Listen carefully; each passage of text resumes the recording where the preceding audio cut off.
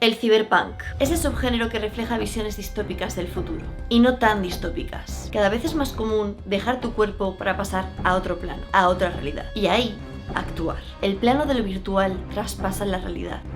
Vivimos a caballo entre dos mundos. El tiempo corre. Cada vez vivimos más sobreestimulados, y sí, también controlados. El móvil se ha convertido en una extensión necesaria de nuestro cuerpo. ¿Ya somos cyborgs? No es necesario un chip, con el móvil basta. De hecho, así es como tienen controlada la población china para hacer justicia con su política COVID-0. El futuro cyberpunk ya está aquí, y no es un juego. Bienvenidos otra vez. Este vídeo, os voy a ser muy sincera, tenía pensado hacerlo desde hace tanto tiempo, pero no sabía bien qué enfoque darle. Pues es un tema del que se ha hablado bastante. Pero la gente sigue confundiendo lo cyberpunk con lo transhumanista, con lo poshumanista, con la posbiología. Y yo siempre he querido explicarlo, hablar de su filosofía, de su estética y de por qué vivimos ya en el futuro. Entonces, ¿qué pasó? ¿Por qué estoy aquí? A ver, como buena friki de los thrillers psicológicos, estas series y películas que te vuelan la cabeza, pues estaba viéndome The Peripheral. Alerta, tengo que hacer unos pequeños spoilers de la serie para poder contaros todo esto. Sorry. Una serie que cuenta con actorazos como Chloe Grace Moretz, la habréis visto en Carrie, y Jack Renoir de Midsommar como actores principales. Ellos encarnan a Flynn y a Burton Fisher, dos hermanos que viven en California del Norte bajo el tropo de low life high tech. Bajo nivel de vida, alta tecnología. Su madre está ciega y muy enferma, y Flynn tiene que pasar por situaciones incómodas para poder comprar las medicinas de su madre. Mientras, su hermano y sus amigos, que son exmilitares y están conectados mediante biotecnología por ápticos, es loquísimo, se dedican a jugar a la realidad virtual para ganar dinero para las medicinas de su madre. Hasta que llega un nuevo dispositivo que se hace verdaderamente real. ¡Es alucinante!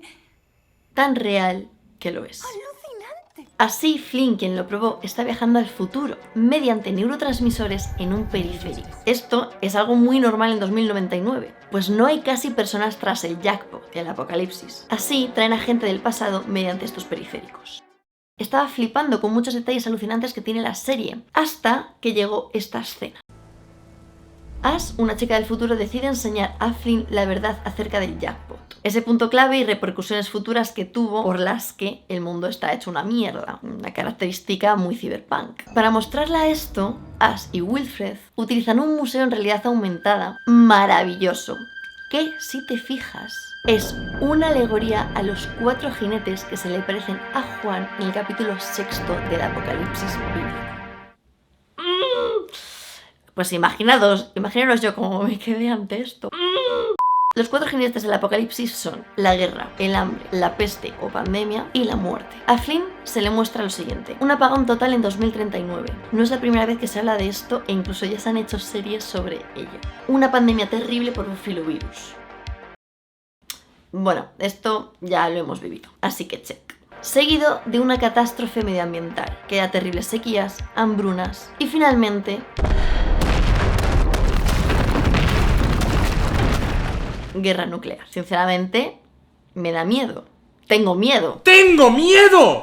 Y me diréis, bueno, sí, es ciencia ficción. Creo que ya hemos comprobado que la realidad supera bastante la ficción. Así que vamos con esta serie a hablar de toda la filosofía y estética cyberpunk, pues este subgénero está ahora más vivo que nunca. ¿Por qué a través de esta serie y no de otra? Por todo lo que os voy a comentar y porque es una adaptación de la novela de William Gibson, precursor y verdadero padre de lo cyberpunk. Todo esto nació en este hombre. Así que comencemos.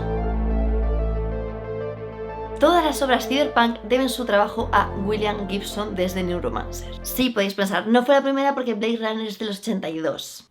Ok. Pero Gibson ya tenía otros escritos, otros documentos, otras obras muy cyberpunk. Y de hecho, cuando fue a ver Blade Runner, fue corriendo a su casa a cambiar todo lo que había escrito de Neuromancer, porque la gente se iba a pensar que estaba copiando a Blade Runner, toda la atmósfera y tal, y era pura coincidencia y lo tuvo que cambiar el pobre. Ay, es que estas cosas pasan. Y además una frase que me flipa de Neuromancer es: el cielo sobre el puerto tenía el color de un televisor, sintonizado en una frecuencia muerta. Después de varias obras, William Gibson escribe The Peripheral, que es adaptado a serie por los creadores de Westworld. Pero no solo eso, para mí The Peripheral se comporta como un remix de las grandes obras del género, empezando por anteriores obras en las que participó el creador de esta, con toques a Origen, a Interstellar aún así respetando la narrativa de Gibson. The Peripheral, por ejemplo, tiene toques a la increíble obra de Ernest Cline, adaptada a la gran pantalla por Steven Spielberg, Ready Player One. Y es que incluso en The Peripheral, como en Ready Player One, es en una caravana donde Flynn y Barton hacen uso de esta realidad virtual. Así bien, aunque tenga muchísimas referencias que vamos a ver en este vídeo, me ha gustado muchísimo porque no se comporta como el típico infierno de neón que siempre te pintan. Que se sitúa tan solo a 10 años de nuestra época, en 2032, y eso hace que por muy distópico que sea el género, se sienta más real que nunca. Tras esta introducción, me vuela la cabeza cómo utilizan elementos estéticos con un gran trasfondo que me sirve perfectamente para explicar toda la estética cyberpunk y transhumanista, comenzando por la ciudad de Londres del futuro, en cuya arquitectura se suceden gigantes esculturas grecorromanas y algunas barrocas alucinantes que forman parte de los rascacielos. En ellas podemos ver el discóbolo de Mirón, la Victoria de Samotracacia, también conocida como Nike, de la que se inspiró la forma del logo de Nike, el David de Miguel Ángel, Apolo y Dafne de Bernini, la Atenea Partenos, estas entre otras muchas que van apareciendo plano tras plano. Así que tras un mundo posapocalíptico y devastado, como por ejemplo ocurrió en Chicago en 1871 tras el incendio, se tuvo que reconstruir la ciudad entera. Esto lo vemos tanto en la realidad como en la ficción. De hecho, en el videojuego de Cyberpunk 2077 también ocurre una especie de jackpot, con la Cuarta Guerra Corpo y la explosión nuclear de 2023, para lo que se tuvo que reconstruir Night City. Así que aquí también toca reconstruir desde cero, toca renacer. Es la hora de un renacimiento. Pero, ¿qué fue exactamente el renacimiento? Primeramente hubo una gran innovación, la imprenta, siglo XV, que crea en las gentes una increíble fascinación por los textos del pasado. En la serie hay una increíble fascinación de traer gente del pasado mediante periféricos. Bueno, los textos que más fascinaron a las personas que habitaban el siglo XV eran los textos grecorromanos. Es por ello que en el Renacimiento, el neoclasicismo, volverán todos aquellos motivos de antaño. Por ejemplo, la Venus de Milo de 100 a.C. Era maravillosa y es que nace de la espuma del mar y está sobre una concha, como la de Pompeya, 1 a.C., pues pasamos a recrearlas también en el Renacimiento, con la Venus de Sandro Botticelli. La misma recreación sucede en Londres del 2099. Asimismo, la filosofía clásica de Aristóteles, Platón, volvió a renacer y sobre todo estos mitos están increíblemente presentes en toda la filosofía cyberpunk, empezando por el mito discutido por Heráclito y Platón, el barco de Teseo. Proponen la teoría de que si el barco que sale de la isla de Creta y se va estropeando durante su trayecto, y por ende esas piezas poco a poco son reemplazadas por nuevas hasta ser el barco completamente modificado, es el mismo barco el que llega a puerto del que partió de la isla de Creta. Motoko Kusanagi de Ghost in the Shell es una humana cuando se la ha modificado por completo y lo único humano que tiene es un cerebro y una médula. Robocop es la misma persona antes que después del accidente. En The Peripheral se ve en el deseo de Connor, un triple amputado, que ve en el periférico una salida para desprenderse para siempre de su condición y de su cuerpo, y de vivir en otro completamente nuevo diseñado expresamente para él. Este mito ya no es tan distópico. Actualmente el 3% de la población en Estados Unidos es un cyborg. Viven gracias a la simbiosis hombre-máquina. Pero, ¿dónde acaba el hombre y empieza la máquina? Estamos hablando de millones de personas, que quede claro. Y lo peor es cuando tienes que reemplazar partes de tu cuerpo por nuevas, cuando tú no puedes sustentarlo con tu dinero. Te las ofrecen y son parte del Estado, lo que hace que tú en parte seas parte del Estado. Los implantes por gusto o el querer seguir la estética de moda está a la orden del día, incluso para modificar tus sentidos y capacidades. En España tenemos a Neil Arbinson, la primera persona en el mundo reconocida como cyborg por el gobierno, con una antena implantada mediante la que puede ver y percibir colores invisibles por el ojo humano, como infrarrojos o ultravioletas. Es gracioso porque en una entrevista cuenta que una vez le hackearon, y claro que empezaba a ver cosas absolutamente extrañas. Esto no es el futuro, es un evento incluso pasado. Otro mito clásico que renace tanto en el Renacimiento como en todo lo cyberpunk es la famosa alegoría de la cueva de Platón, el mito de la caverna de su libro La República, donde primeramente solo existe el mundo dentro de la cueva. El sujeto no ve más allá, no es capaz de ver la compleja y profunda realidad que hay en el exterior de la cueva. Películas como Matrix Han utilizado esta alegoría haciéndonos dudar de nuestros sentidos, del mundo real, de la cueva, y abriéndonos las puertas hacia el mundo inteligible, de la verdad, esa Matrix. Yo no he dicho nuestro mundo. Este mito también se ve en Dark City, entre otras, y en The Peripheral. La ciudad de Londres en verdad no es así, es así.